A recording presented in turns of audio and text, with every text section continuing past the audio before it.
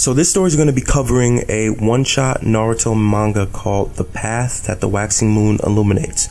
It's giving us a backstory to Mitsuki's origins in the new Boruto Naruto The Next Generation's manga. We start off with Mitsuki waking up in a bed which is in Orochimaru's lair, Orochimaru hovering over him being creepy as usual, and Suigetsu is on the other side of the room doing whatever Suigetsu does. Orochimaru gives Mitsuki some medicine to help with whatever injuries occurred and then leaves the room and tells them to meet with him when Mitsuki's fully awake. So at this point, Mitsuki doesn't remember anything about his past. He doesn't remember his name. He doesn't remember who Orochimaru is. He has no clue where he is. He doesn't know who Suigetsu is. Now basically, Suigetsu is updating Mitsuki on what's going on. And what we find out is that Mitsuki was supposedly on a mission with Orochimaru when he was captured, and the guy who captured him did something to his memories. So as Suigetsu is explaining this to Mitsuki, Suigetsu pulls out a fucking kunai and attacks Mitsuki. Mitsuki dodges it pretty easily, right? And he does that snake arm thing. I don't remember what the jutsu's called, but Mitsuki's caught off guard. I mean, imagine you wake up at a hospital and you have amnesia and the nurse is talking to you 1 second and the next minute she's trying to kill you. You're going to be pretty flabbergasted. You're going to be pretty confused. Now, what Suigetsu explains is that he was just testing Mitsuki to make sure Mitsuki still had his reflexes. He was still a good ninja. He wanted to see if Mitsuki could handle himself, because although Mitsuki forgot his name, Mitsuki forgot where he came from, he doesn't even know where he's at, as long as he remembers how to be a ninja, he's still useful to Orochimaru. So they eventually end up in Orochimaru's room, and Orochimaru finally reveals to Mitsuki that he's his child, and Mitsuki's like, wait, what? I'm your child? You know, and it's kind of funny because there's a part where Mitsuki asks him, like, are you my mom or my dad? Because Orochimaru is kind of androgynous looking. So Orochimaru explains to Mitsuki that they were both on a mission to retrieve something that was stolen, and that a ninja who they call Log stole Mitsuki's memories, and the only way to return Mitsuki's memories is to go after this guy again. So at this point, Mitsuki's kind of hesitant, he's confused, he's asking questions, and Orochimaru's like, look, you're my child, and you're gonna do what you're told. And it's kind of funny because he shuts him down like a parent would do his child. Now, anybody who's been a fan of Naruto knows that Orochimaru is planning something. I mean, the guy is rarely caught off guard. Orochimaru is the kind of villain that's pulling the strings from behind the scenes, but does it so well, you end up getting manipulated into doing what he wants. I want to say he's like the Lex Luthor of Naruto. Now, Orochimaru and Mitsuki set off on the mission. They reach Log's hideout, which is in a cave, and it's surrounded by some sort of barrier. And Orochimaru tells Mitsuki, this is what I brought you along for. You're the only one who can break this barrier. It's a special ability Mitsuki has. So Mitsuki breaks the barrier and they infiltrate this guy's cave. And of course, they come across Log because Log's been expecting them. And what we find out is that Orochimaru's been carrying around a key. And what that key opens is the thing that Log stole from Orochimaru in the first place. So Orochimaru and Log start going at it. They start fighting, throwing kunai, whatever. And Orochimaru, being the sneaky ninja he is, slips a miniature snake underneath Log's armor. That snake has poison and it bites Log, causing Log to succumb to paralysis. So at this point, the fight's over. It's done. Log's standing there. He can barely move. It takes everything he has just to speak. And Orochimaru is heading out to go search for that thing that was stolen from him. And he tells Mitsuki, stand guard, and no matter what, don't get close to Log. As soon as Orochimaru leaves, Log's like, hey Mitsuki, come take my mask off. And we as the audience are like, no, don't take his mask off. Orochimaru literally told you not to get close to him for a reason. It's like a bad horror movie where the person hears a sound coming from the basement and they decide to go check it out, even though it's obviously not a good idea. So Mitsuki's like, no, I'm not coming over there. You're clearly trying to trick me. And Log responds with, no, Orochimaru's the one trying to trick you. And you have to take into account that Mitsuki just woke up. He barely remembers what a ninja is. He doesn't even remember what happened to him. I mean, he didn't even know his name. He had no clue about what was going on around him. And the only person who was giving him any information about the world around him is Orochimaru. So Mitsuki is still finding out who he is, and Log is playing on that. So Mitsuki does the obvious and he takes off his mask, and that's when shit gets real. That's when we find out Log is an exact clone of Mitsuki. This is mind-blowing. I mean, obviously we knew Orochimaru was up to something, right? Like, he always has tricks up his sleeve. He's always hiding something. But I mean, imagine waking up with amnesia, right? And then confronting a clone of yourself that's an older version. I mean, the thoughts racing through Mitsuki's mind right now. Log just starts laying down everything, and I mean telling Mitsuki everything. Orochimaru is essentially there for an embryo, and for those of you who don't know, an embryo is like a fertilized egg, and Orochimaru is using the cells from that embryo to create synthetic humans, which is what Mitsuki is and Log is. So this is where things start to get interesting, because we get to actually find out what Log's motives are. The whole point of him stealing the scroll that had the embryo in it was to destroy it, because he doesn't agree with any of it. He doesn't agree with creating humans using cells. The only reason he couldn't destroy it again was because Orochimaru was carrying the key to unlock the scroll. Log takes more of a conservative religious view on this subject. He goes on a tirade about how synthetic organisms aren't really human, they aren't supposed to be here. He goes on to say it's an attack on God himself, and that humans shouldn't be able to create other humans in this way. This is an interesting conversation to have, because the underlying philosophical argument is, what does it mean to be human? Does it matter if you were born artificially or through a normal birth? Or is it the fact that you're alive and a thinking person enough to validate your existence? Because where do we draw the line when it comes to artificial influence in our world?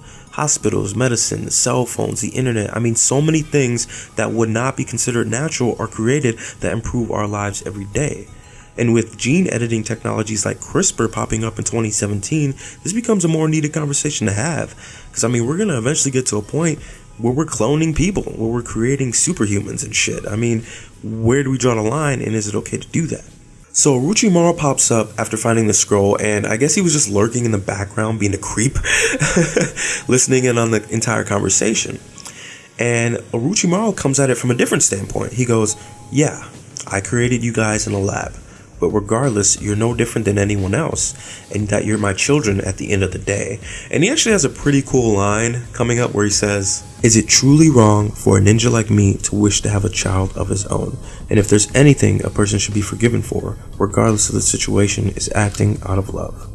And at this point, no matter how you feel about the guy, no matter how you view Orochimaru, you gotta admit that's a heartwarming statement. I mean, it makes you extremely sympathetic towards the guy, because he's doing it for reasons of wanting a family, you know, and who doesn't want a family? So at this point, Mitsuki's confused as shit, you know. Log is sitting there saying, hey, look, I'm you, I'm a clone of you, I'm you all grown up. You're gonna come to the same conclusions, so just join me and help me take out Orochimaru. And Orochimaru's like, look, he's just trying to take advantage of you for his own personal goals. I got the embryo, I got your memories, I'm your parent, we got what we want, so let's just go. So Mitsuki's just sitting there completely confused, not knowing where to go, and then all of a sudden, all that pressure accumulates and BAM! Sage mode. Now, I'm not going to go into detail about what Sage Mode is, but it's essentially an ability that allows you to tap into the natural energy in the world around you. You know, nature's energy, essentially. It increases your physical strength along with your senses. It's an extremely powerful upgrade, and not a lot of people can do it because it causes a lot of stress on the body. And this is such a badass moment because Mitsuki's like, you know what? Fuck what you guys think. Regardless of your philosophical dispositions, I'm gonna do what the hell I want and choose what path I want to take. And because he's in Sage mode, he's really, really fast. So he snatches the scroll and key from Orochimaru and just leaves. he's just like, peace. Now this is where things get interesting, because once Mitsuki leaves, Log relaxes and just lights up a cigarette. It just starts chilling, and Orochimaru relaxes also. You're kind of looking at it like, wait, what? And Log turns to Orochimaru and goes, things finally went our way on the 6th try. And this is like, whoa, and things are really starting to come into perspective now, because this was all a ruse. This entire thing was an act. And what this means is that they've done this 6 times already. And through those 6 times, they've erased Mitsuki's memories. They brought him here, gave him the same old spiel about Log and what he's doing to people. And all of those 6 times, Mitsuki must have either chose Orochimaru or chose Log. But this time, he chose his own path. And not only that, he awakened Sage Mode, which is what Orochimaru was after. Log goes on to make a comment to Orochimaru saying, a synthetic human who can choose his own path. Surely Mitsuki can become the light in the darkness, hence Mitsuki's name, because if you take away the Mi and leave Tsuki by itself, its meaning in Japanese translates to moon, the whole metaphor being the moon that lights up the darkness.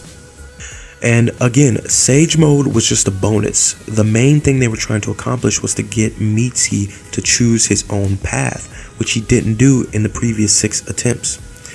And this actually ties back to something in the original Naruto manga. There were 2 characters named Kabuto and Sasuke who followed under Orochimaru, similar to what Suigetsu is doing now. Now, Sasuke had his own storyline. He was obviously a major character, but he had his own motives, and he only teamed up with Orochimaru for a while, but eventually went his own way and did his own thing. Now, Kabuto followed under Orochimaru, and he tried to be exactly like Orochimaru. He copied his every step. He even learned Sage Mode. I mean, it was a big obsession to be exactly like Orochimaru, and he eventually ended up failing. Orochimaru saw how miserably Kabuto failed at trying to be someone he's not. So that had a really big impact on Orochimaru, and he saw how Sasuke, no matter what path he took, at least knew who he was or what he wanted.